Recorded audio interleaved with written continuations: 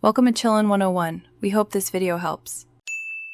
You start by opening the Uber Eats app and signing into the account you will use to pay. Once signed in, go straight to Account, then Wallet or Payments, and choose Redeem Gift Card. You must enter the code exactly as printed. Once redeemed, the funds show in your wallet. This links value to your account, so the app can apply it automatically at checkout. Do this before ordering so the balance is available when you select items. You proceed to checkout and review the total, taxes, and delivery fees. Once done, tap Payment and select your wallet or gift card balance as the payment method.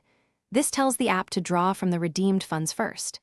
If your gift card doesn't fully cover the order, make sure you also have a backup card or Apple/Google Pay enabled for automatic split payment. This avoids failed orders and ensures the remaining amount is charged. You finalize by tapping Confirm or Place Order and wait for the payment confirmation screen. You'll also get an email receipt. Once the order is placed, check your wallet to see the updated balance and monitor the order in Orders.